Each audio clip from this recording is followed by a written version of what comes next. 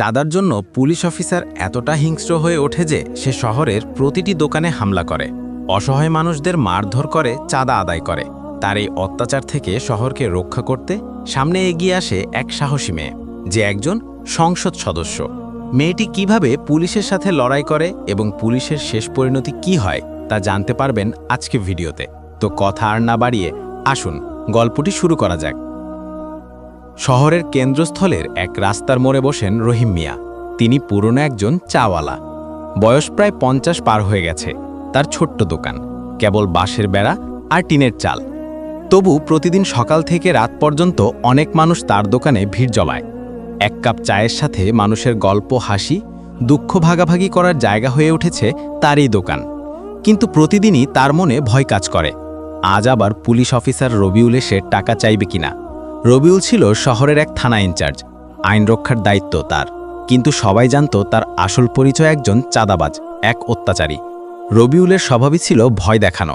তিনি ছোট ব্যবসায়ীদের কাছে গিয়ে হুমকি দিতেন, টাকা দিবি না, দোকান গোটায় নিয়ে যাব, দেখি তো কাগজপত্র আছে কিনা, থানায় নিয়ে গেলে ব্যবসা বাঁচবে না।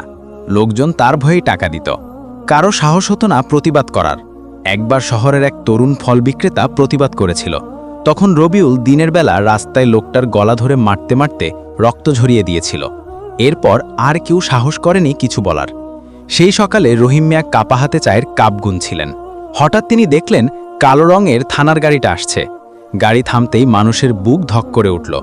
কয়েকজন তাড়াহুড়ো করে দোকান গোটাতে লাগল। শিশুরা মায়ের আঁচল একড়ে ধরল। গাড়ি থেকে নামলেন রবিউল। তার পায়ের শব্দ শুনলেই আশেপাশের ব্যবসায়ীরা থরথর করে কাঁপতে থাকে। রবিউল সোজা এসে দাঁড়ালেন রহিম মিয়ার সামনে। এই বুড়া, টাকা রেডি আছে তো? রহিম মিয়া ভীতু গলায় বললেন, স্যার, বাজারে চায়ের দাম বাড়ছে, এই মাসে খুব কষ্টে চলতেছে, একটু সময় দেন স্যার। রবিউল গর্জে উঠলেন, এই বুড়া, সময় দেন মানে? আইন মানিস না, আমার চোখের সামনে দাঁড়িয়েছিস? সাহস তো কম না। তিনি এক ঝটকায় রহিম মিয়ার দোকানের সামনে রাখা চায়ের কেটলি লাথি মেরে ফেলে দিলেন। গরম চা ছড়িয়ে পড়ল মাটিতে। আর কয়েকজন ক্রেতা আতঙ্কে সরে গেল। রহিম মিয়া কেঁপে কেঁপে কাঁদতে লাগলেন। এমন ঘটনা শহরে নতুন নয়, প্রতিদিনই ঘটে। কিন্তু লোকজন কেবল তাকিয়ে দেখে, কেউ প্রতিবাদ করে না। কারণ সবাই জানে, যদি পুলিশকে কিছু বলে তবে রাতে তাদের ঘরে হয়তো মাদক ঢুকে কেস মামলা দিয়ে দেওয়া হবে, কিংবা মিথ্যা অভিযোগে হাজতে পাঠিয়ে দেওয়া হবে। শহরটা ধীরে ধীরে নিঃশব্দ হয়ে যাচ্ছিল। ভয় যেন সবার রক্তে ঢুকে গিয়েছিল। কিন্তু কেউ জানত না, এই শহরের বাইরে পাশের গ্রামে একজন সাহসী তরুণী আছেন, যিনি খুব শিগগিরই এই অত্যাচারের বিরুদ্ধে দাঁড়াবেন। তিনি শুধু সাধারণ মেয়ে নন, তিনি দেশের একজন নির্বাচিত সংসদ সদস্য, এমপি। নাম মাহিনুর সুলতানা। সুলতানাকে মানুষ চিনত তার দৃঢ়তা আর সাহসের জন্য। তিনি সবসময় গরিব দুঃখী মানুষের পাশে দাঁড়াতেন। তার বাবা ছিলেন একজন স্কুল শিক্ষক, সৎ, ন্যায়ের পক্ষে আর ভীষণ পরিশ্রমী মানুষ। মা ছিলেন গৃহিণী, কিন্তু গ্রামের অসহায় মানুষদের সাহায্যে সবসময় এগিয়ে আসতেন। এই পরিবেশেই বড় হতে হতে সুলতানা শিখেছিলেন, মানুষের পাশে দাঁড়ানোই জীবনের সবচেয়ে বড় দায়িত্ব। শহরের এই দুঃখজনক খবর ধীরে ধীরে পৌঁছে যাচ্ছিল তার কানে। একদিন সকালে তিনি গ্রামের প্রাথমিক বিদ্যালয়ে শিশুদের সাথে দেখা করতে গিয়েছিলেন। তখন পাশের শহর থেকে কয়েকজন ব্যবসায়ী তার কাছে দৌড়ে এলেন, মুখে আতঙ্ক, শরীরে ঘাম। আবা, বাঁচান আমাদের, কান্না জড়িত কণ্ঠে বললেন একজন। সুলতানা অবাক হয়ে জিজ্ঞেস করলেন, কি হয়েছে? তারা বলতে শুরু করল শহরের পুলিশ অফিসার রবিউলের অত্যাচারের গল্প। কিভাবে ছোট ছোট দোকানীদের কাছ থেকে টাকা আদায় করছে, কিভাবে প্রতিবাদ করলে রাস্তায় মেরে রক্তাক্ত করছে। একজন বৃদ্ধ হকার কাঁদতে কাঁদতে বললেন, আপা, আমরা তো কষ্ট করে দিনে কয়েকশো টাকা রোজগার করি, সেই টাকাও সে কেড়ে নেয়, না দিলে দোকান ভেঙে দেয়, আমরা কোথায় যাব? এই কথা শুনে মাহিনুরের চোখে আগুন জ্বলে উঠল। তার মুঠো শক্ত হয়ে গেল। তিনি দৃঢ় কণ্ঠে বললেন, না, এটা চলতে দেওয়া যায় না। পুলিশ মানুষের সেবক হওয়ার কথা, আর তারা যদি অত্যাচারী হয়ে ওঠে তবে জনগণের প্রতিনিধি হিসেবে তাদের জবাবদিহি করতে আমি বাধ্য। সেদিনই তিনি সিদ্ধান্ত নিলেন, শহরে গিয়ে সরাসরি বিষয়টা দেখবেন। তার ভেতরে সাহসী মেয়ে আবার জেগে উঠল। রাতে নিজের ডায়েরিতে তিনি লিখলেন, অন্যায় যখন পুলিশের পোশাক পরে আসে তখন প্রতিবাদ করা শুধু সাহস নয়, দায়িত্ব। এমপি সুলতানা একটি সাধারণ সালোয়ার কামিজ করে শহরে প্রবেশ করলেন। তিনি সবসময় চান সাধারণ মানুষের মতো মিশে থাকতে। সঙ্গীতার একজন সহকারী। তবে তিনি নির্দেশ দিয়েছেন, আমার পরিচয় এখন কেউ জানবে না, আমি আগে নিজের চোখে দেখতে চাই। ঠিক তখনই সামনে থেকে থানার কালো গাড়ি আসতে দেখা গেল। গাড়ি থামতেই মানুষের বুক ধক করে উঠল। কয়েকজন তাড়াহুড়ো করে দোকান গোটাতে লাগল। শিশুরা মায়ের আঁচড় আঁকড়ে ধরল। গাড়ি থেকে নামলেন রবিউল। তার গলার শব্দ এত জোরে যে আশেপাশে দাঁড়িয়ে থাকা মানুষ হঠাৎ থমকে গেল। এই যে সবাই রেডি হয়ে যা, আজ টাকা না দিলে দোকান থাকবে না। প্রথমে তিনি গেলেন এক তরুণ ফল বিক্রেতার কাছে। এ ছোকরা, টাকা বের কর। তরুণটি কাপা কণ্ঠে বলল, স্যার, আজকে বিক্রি ভালো হয়নি, কাল সকালে দিব। রবিউল তার গালে এক চড় মারল, তারপর সামনে সাজানো থলগুলো লাথি মেরে ফেলে দিল। কমলা, কলা, আপেল সব গড়িয়ে পড়ল রাস্তায়। আশেপাশের মানুষ শুধু তাকিয়ে রইল, কেউ কিছু বলল না। সুলতানার বুকের ভেতরে রাগে আগুন জ্বলছিল। তিনি দাঁত চেপে সবকিছু দেখছিলেন। এরপর রবিউল চলে গেলেন রহিম মিয়ার চায়ের দোকানে। এই বুড়া, আজ তোকে ছাড়ব না, টাকা দিবি নাকি দোকান ভেঙে দেব? রহিম মিয়া কাঁদতে কাঁদতে বললেন, স্যার, এই দোকানই আমার সংসার চালানোর ভরসা, দয়া করে। কথা শেষ হওয়ার আগেই রবিউল তার লাঠি দিয়ে দোকানের টেবিল উল্টে দিলেন। এই দৃশ্য দেখে সুলতানা আর চুপ থাকতে পারলেন না। তিনি ভিড় ঠেলে সামনে চলে গেলেন। থামুন! তার গলার শব্দ বজ্রপাতের মতো আঘাত হানল। রবিউল ঘুরে তাকালেন। প্রথমে তিনি অবাক হলেন, কারণ এই মেয়েটি সাধারণ মনে হলো তার চোখে এক অদ্ভুত শক্তি। আপনি কে? আমার কাজে নাক গলাচ্ছেন কেন? রবিউল গর্জে উঠলেন। সুলতানা দৃঢ় কণ্ঠে বললেন, আমি একজন সাধারণ নাগরিক, তবে এই শহরের মানুষের প্রতিনিধি। পুলিশ কি মানুষের সুরক্ষার জন্য নাকি তাদের মারধর করার জন্য? আপনি আইনের পোশাক পরে চাঁদাবাজি করছেন, এটা কি আপনার দায়িত্ব? রবিউল বলল, এমপি ম্যাডাম, আমি পুলিশ হয়ে যা করছি তাই অনেক। আমার কাজে নাক গলাতে আসলে এর থেকে বেশি কিছু করে দেখাবো। আপনি এমপি, আপনার কাজ সংসদে, এখানে আপনার নাক গলানোর প্রয়োজন নেই। এই শহর আমার, এখানে আমার রাজত্ব থাকবে, কেউ কিছুই করতে পারবে না। সুলতানা তাকে থামিয়ে দিয়ে বলল, চুপ থাকুন, নিয়মের নামে অত্যাচার করবেন সেটা আমি হতে দেব না। আজ থেকেই শহরের কোনো দোকানই আপনার ভয় কাঁপবে না। মনে রাখবেন, পুলিশ যদি জনগণের শত্রু হয়ে দাঁড়ায়, তবে জনগণের প্রতিনিধি তাদের শাস্তি দেবে। মানুষজন হতবাক হয়ে দাঁড়িয়ে রইল, যেন বছরের পর বছর জমে থাকা ভয় ভেঙে প্রথমবার আশার আলো দেখতে পেল। কিন্তু রবিউল সহজেই হার মানার মানুষ নয়। তার চোখের আগের আগুন জ্বলল। তিনি দাঁত চেপে বললেন, ম্যাডাম, এই শহরটা আমার নিয়ন্ত্রণে, আপনি একা এসে কিছুই করতে পারবেন না। সুলতানা হেসে বললেন, ভুল করছেন রবিউল সাহেব, আমি একা নই, আমার সাথে আছে এই শহরের প্রতিটি মানুষ। রবিউল বলল, যা করার করে নেন, আমি শহরকে আমার নিয়ন্ত্রণেই রাখব। এই বলে রবিউল চলে যায়। সুলতানা বুঝতে পারে রবিউলের হাত অনেক উপর পর্যন্ত রয়েছে, এজন্য সে এত সাহস দেখাচ্ছে। রবিউলের কাছ থেকেই শহরকে বাঁচাতে হলে আমাকে রবিউলের বিরুদ্ধে জোরালো প্রমাণ খুঁজে বের করতে হবে। এজন্য সুলতানা 3 দিন ধরে শহরে ঘুরে বেড়াচ্ছিলেন। তিনি দেখলেন প্রায় প্রতিটি ছোট ব্যবসায়ী রবিউলের ভয়ে কাঁপছে। কেউ চুপচাপ দোকান বন্ধ করে দিয়েছে, কেউ আবার রাতে গোপনে মালপত্র সরিয়ে রাখে যাতে পুলিশ এসে লুট করতে না পারে। প্রমাণ জোগাড় করার জন্য তিনি কয়েকজন বিশ্বস্ত তরুণকে সঙ্গে নিলেন। তাদের একজন ছাত্র, আরেকজন ব্যবসায়ী, আরেকজন সাংবাদিক।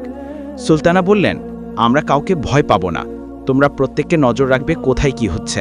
পুলিশের অত্যাচারের ভিডিও, ছবি বা কোনো নথি যা কিছু পাওয়া যায় সব সংগ্রহ করবে। পরদিন রাতেই প্রথম সফলও মিলল। শহরের মোড়ে একটি ফলের দোকানে পুলিশ টাকা চাইতে এলো। দোকানদার কাঁপতে কাঁপতে কিছু টাকা দিল। রবিউলের লোকজন টাকা গুনে হাসতে হাসতে চলে গেল। এই পুরো ঘটনায় একজন ছাত্র গোপনে মোবাইল ক্যামেরায় তুলে নিল। ভিডিওতে স্পষ্ট দেখা যাচ্ছিল পুলিশ ইউনিফর্মের রবিউলের লোকজন ব্যবসায়ীর কাছ থেকে টাকা নিচ্ছে। অন্যদিকে সাংবাদিক যুবকও খুঁজ নিতে লাগলো থানার ভেতরে। সে জানতে পারল রবিউল প্রতিদিন চাঁদার খাতা লিখে রাখে। সেখানে কোন দোকান থেকে কত টাকা নিয়েছে সব হিসাব লেখা আছে। এ খবর শুনে সুলতানার চোখ জ্বলে উঠল। তিনি বললেন, ওই খাতা যদি আমরা হাতে পাই তবে রবিউল আর বাঁচবে না। কিন্তু সমস্যা হলো, খাতাটা থানার ভেতরে তালাবদ্ধ আলমারিতে রাখা থাকে। সুলতানা রাতে তার দলকে নিয়ে বসে পরিকল্পনা করলেন। তিনি বললেন, আমরা চুরি করতে যাচ্ছি না, শুধু সত্যটা জনগণের সামনে আনব। এজন্য একটু ঝুঁকি নিতে হবে। সাংবাদিক যুবক বলল, আমি এক সিভিল ড্রেস অফিসারকে চিনি, সে রবিউলের কাজকর্মে বিরক্ত। তাকে রাজি করানো গেলে খাতা আনার কাজ সহজ হবে। কয়েকদিন পর সে অফিসারের সাথে গোপন বৈঠক হলো। তিনি বললেন, আমি জানি রবিউল অন্যায় করছে, কিন্তু প্রকাশ্যে কিছু বললে চাকরি যাবে। আমি খাতাটা বাইরে এনে দিতে পারবো, তবে আমার নাম যেন কখনো প্রকাশ না পায়। মাহিনুর মাথা নেড়ে বললেন, চিন্তা করবেন না, আমরা কাউকে বিপদে ফেলব না, শুধু প্রমাণ চাই। অফিসার রাজি হলেন। এক ঝড়ো রাতে খবর এলো খাতা বের করা গেছে। অফিসার সেটি গোপনে সাংবাদিক যুবকের হাতে দিলেন। খাতা খুলতেই দেখা গেল পাতার পর পাতা লেখা, কোন দোকান থেকে কত টাকা আদায় করা হয়েছে, কোন তারিখে কে দিয়েছে, এমনকি কত টাকা রবিউলের কাছে গেছে, কতটা ভাগে ভাগ রয়েছে, সব কিছু প্রমাণ হাতে পেয়ে সবাই আনন্দে কেঁদে ফেলল। সুলতানা বললেন, এবার রবিউল আর বাঁচবে না, এই খাতা জনতার অস্ত্র হয়ে উঠবে। কিন্তু খবর দ্রুত ছড়িয়ে পড়ল যে খাতাটা নেই। রবিউল ভীষণ ক্ষেপে গেল। সে চিৎকার করে বলল, যেই হোক, যেখানেই থাকুক, এই খাতা যদি প্রকাশ হয় আমার শেষ। এখন সময় এসেছে সুলতানাকে শেষ করার। খাতা হারানোর পর রবিউল দিশাহারা হয়ে গেল। দিনের পর দিন যেসব ব্যবসায়ীকে ভয় দেখিয়ে ডাকা নিত, এখন সবাই সাহসী হয়ে উঠছে। এদিকে সংবাদ মাধ্যমও খবর প্রকাশ শুরু করল। শহরে পুলিশের চাঁদাবাজির প্রমাণ মিলেছে। সব শুনে রবিউলের চোখ ঘুম হারাম হয়ে গেল। সে এক রাতে তার ঘনিষ্ঠ সহযোগীদের ডেকে বলল, যদি খাতাটা প্রকাশ হয় আমি শেষ, তাই খাতা প্রকাশের আগে সুলতানাকে চুপ করতে হবে, মানুষের মনে ভয় ফেরাতে হবে। এজন্য পরদিন রাতে শহরের একটি বাজারে ভয়ঙ্কর ঘটনা ঘটালো একদল মুখোশ পরা লোক। হঠাৎ করে বাজারে ঢুকে দোকান ভাঙচুর শুরু করল। তারপর পেট্রোল ঢেলে দোকানে আগুন ধরিয়ে দিল। মুহূর্তে আগুন চারিদিকে ছড়িয়ে পড়ল। চারদিক থেকে চিৎকার শোনা গেল, আগুন, আগুন বাঁচাও। অনেক ব্যবসায়ী জীবনের সঞ্চয় হারিয়ে অসহায় হয়ে কাঁদতে লাগল। পরদিন সকালে রবিউল মিথ্যা নাটক সাজালো। সে সংবাদ মাধ্যমে গিয়ে বলল, দেখুন, বাজারেই দুষ্কৃতিকারীদের আগুন দিয়েছে। আমি চেষ্টা করছি শহরে শান্তি ফিরিয়ে আনতে, কিন্তু কিছু মানুষ উস্কানি দিচ্ছে। অর্থাৎ সে ইঙ্গিত দিল এইসব নাকি সুলতানার লোকেরা করেছে। খবর পেয়ে সুলতানা দৌড়ে বাজারে এলেন। চারদিকে পুড়ে যাওয়া দোকান, কালো ধোঁয়া, ব্যবসায়ীদের চোখের জল। এক বৃদ্ধ ব্যবসায়ী কাঁপতে কাঁপতে বললেন, আপা, আমরা সব হারালাম, এই আগুনও ওদের কাজ, এখন ওরা আপনাকে দোষ দেবে। সুলতানা দাগ চাপড়ে বললেন, না কাকা, এবার সত্যিটা সবাই জানবে। ওরা যত ষড়যন্ত্রই করুক, আমি পিছু হটব না। তিনি গোপনে ভিডিও এবং খাতার কপি সংবাদ মাধ্যমের হাতে তুলে দিলেন।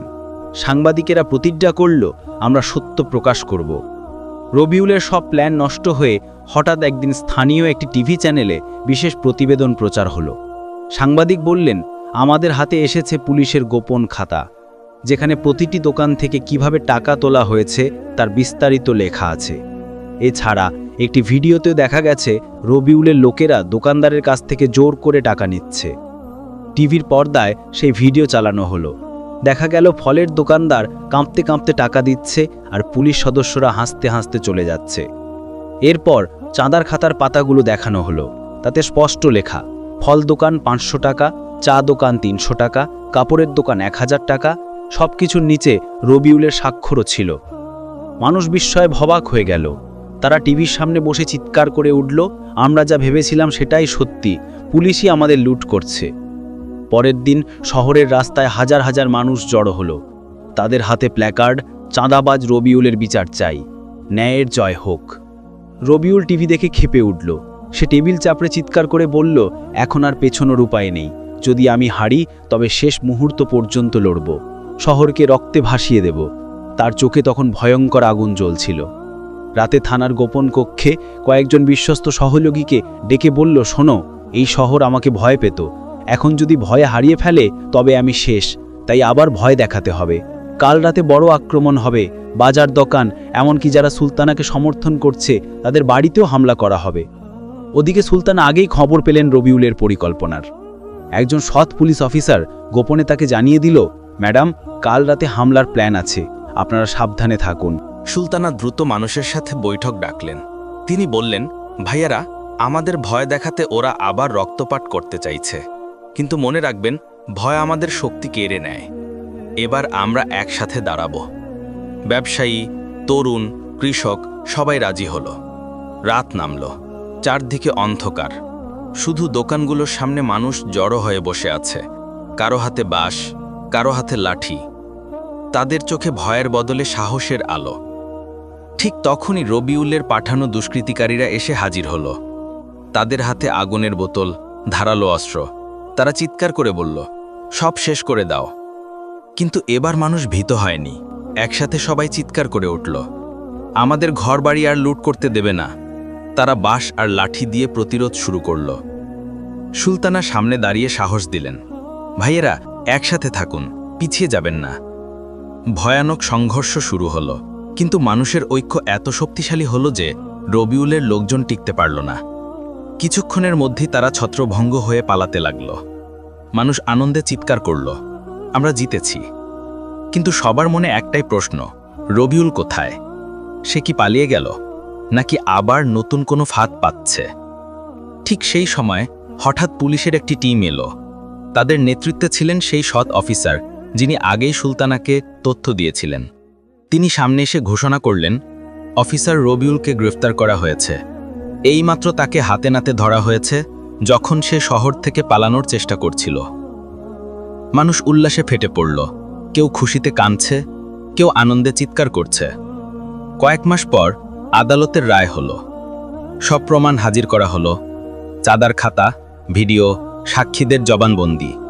বিচারক কঠোর কণ্ঠে রায় দিলেন, রবিউল তার দায়িত্ব ও ক্ষমতার অপব্যবহার করেছে, ছোট ব্যবসায়ীদের জীবন নষ্ট করেছে, তাই তাকে দীর্ঘ কারাদণ্ড দেওয়া হলো। সবাই আনন্দে হাততালি দিতে লাগল। সেদিন সন্ধে শহরের বাজারে বড় সমাবেশ হলো। সুলতানা মানুষের সামনে দাঁড়িয়ে বললেন, ভাইয়েরা, আজ আমরা প্রমাণ করেছি, অন্যায় যতই শক্তিশালী হোক, মানুষের ঐক্য তার চেয়ে শক্তিশালী। যদি আমরা একসাথে থাকি, তবে কোনো অত্যাচার টিকতে পারবে না। ব্যবসায়ীরা খুশিতে দোকান খুলল, শিশুরা খেলতে লাগলো রাস্তায়। শহর আবার স্বাভাবিক জীবনে ফিরল। বন্ধুরা, আমাদের শহরেও কিন্তু এমন অনেক পুলিশ অফিসার আছে যারা মানুষদের অত্যাচার করে। এদের হাত থেকে বাঁচতে হলে আমাদেরও এই রকম পদক্ষেপ নিতে হবে।